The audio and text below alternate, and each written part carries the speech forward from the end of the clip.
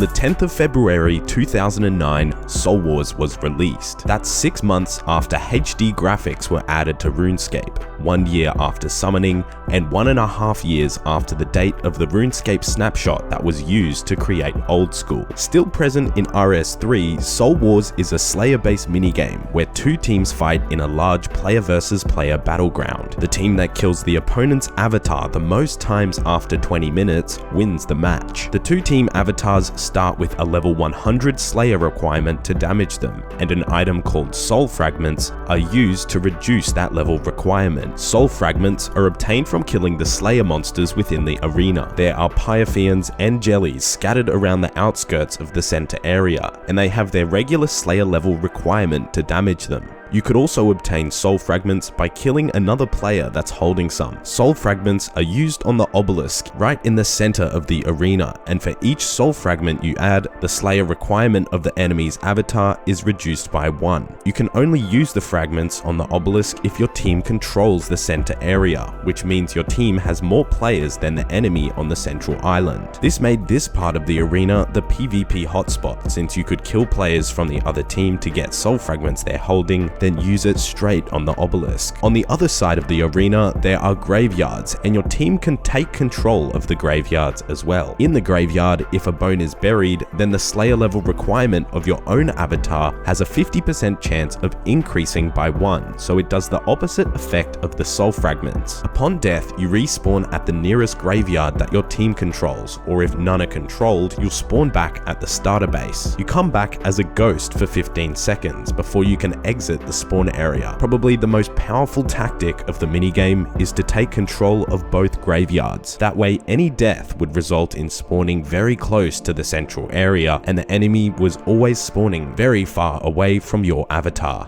These avatars were level 525, located next to the enemy's spawn area. Due to their massive amounts of health, using Ruby Bolts Enchanted used to be extremely effective, hitting the max hit of 100 very commonly.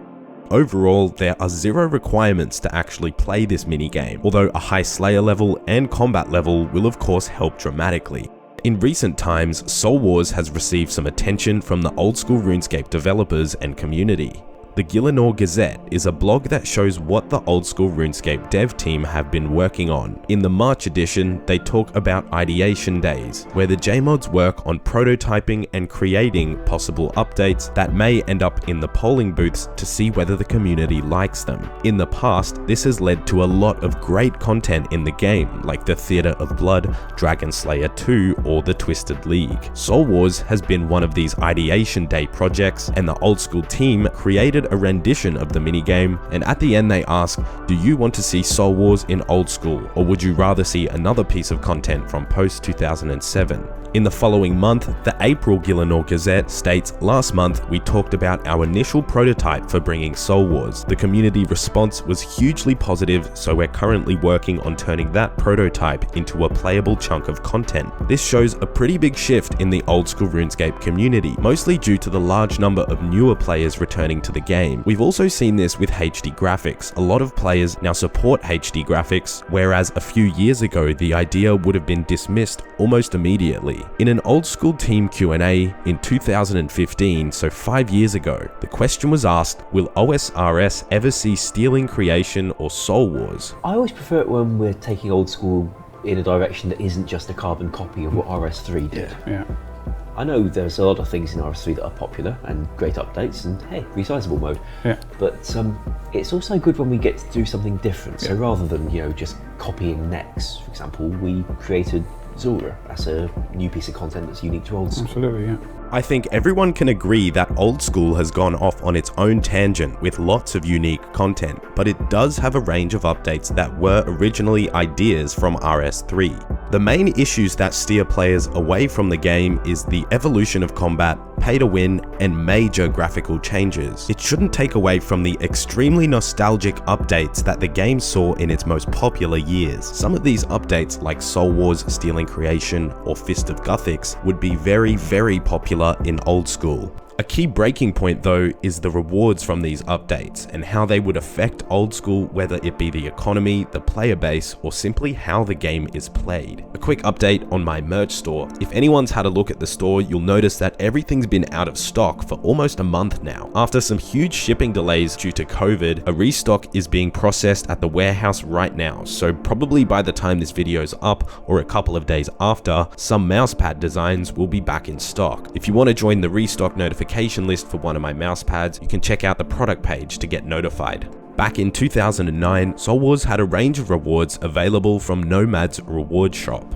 Upon winning a game of Soul Wars, you got 3 Zeal points, a draw gave 2, and losing the match gave 1. You could spend these Zeal on 4 categories of rewards. You could get experience, summoning charms, slayer pets, or you could gamble them to get a random reward. Regarding the experience reward, you could gain XP in all of the combat skills, including prayer, and since it was a Slayer based minigame, you could also get Slayer experience. This allowed level 3 players to get 99 quite fast, since you could raise your Soul Wars activity bar without any combat at all. Getting 99 Slayer as a level 3 is possible in Old School, but it's one of the longest grinds out there. You can get Slayer XP by cleaning finds at the Varrock Museum and using the XP lamps on Slayer, with no combat XP gained. You can also leech your Slayer as a level 3 by using a weapon that always hits 0. That way you can tag a Slayer monster, and when it's killed with poison or venom from another account,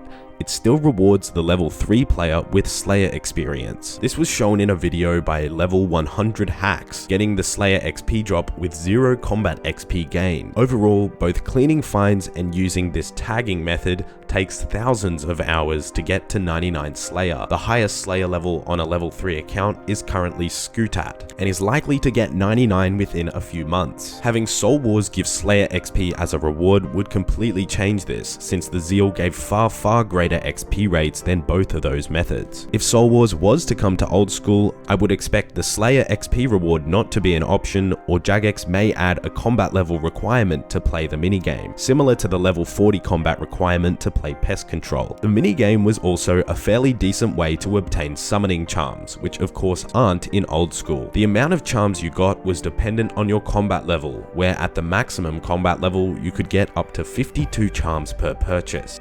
Next was the pet rewards, and in order to get them, you had to trade in a trophy drop along with Zeal. These trophy drops were things like the hand from Crawling Hands, the Cockatrice head from Cockatrice, or the Abyssal head from Abyssal Demons, and all of these trophy drops actually exist in Old School today, but they're used as mounts in player-owned houses for recoloring your Slayer helm, or you can take them to the Dark Altar in the Arceus house for prayer XP. Pets in Old School are rewarded as a result of a long hard grind, and often players with a lot of pets are very experienced players. The drop rates of pets in Old School are extremely rare, but at Soul Wars you could spend only 5 Zeal along with the Crawling Hand trophy and you'd receive a cool Slayer pet. In my opinion, that does not belong in Old School, since it would change how people view pets.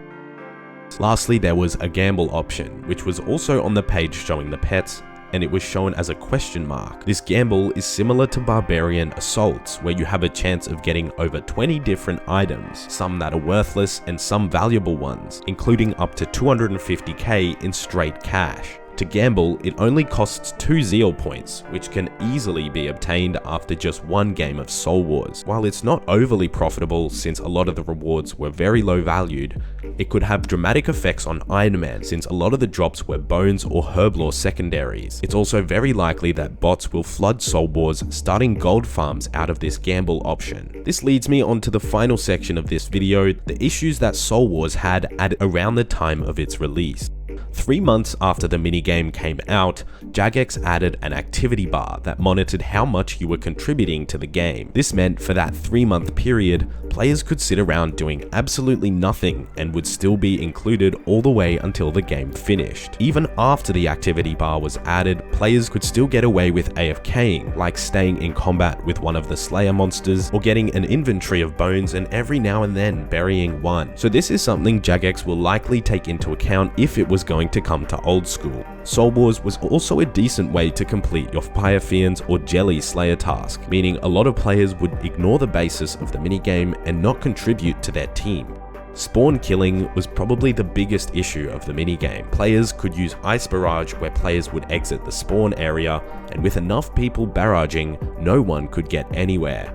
If the enemy team held both graveyards, then every single player would spawn at the starter base, leading to an almost impossible escape. This problem still exists in the RS3 version of Soul Wars, and a simple fix would to have a 10-second grace period after exiting that spawn area. Overall, the minigame content itself would fit very nicely into Oldschool, but in my opinion, the rewards will need reworking, if not a complete rework. The actual minigame has a lot of great benefits, like the massive amount of nostalgia it would bring, along with rejuvenating player versus player. The minigame would give some players a place to complete their Pythians or Jellies tasks. Adding Soul Wars could also create a lot of new clans and community events, but pretty much all of the rewards aren't going to fit. The XP rewards may be fine as long as something is considered about the Slayer reward, but the summoning charms obviously have no purpose, and the pets would really take away from the prestige of obtaining a pet in Oldschool. So what do you think? Does Soul Wars belong in Oldschool, and why? And let me know of some ideas of rewards that Jagex could introduce instead of those current ones that are in place.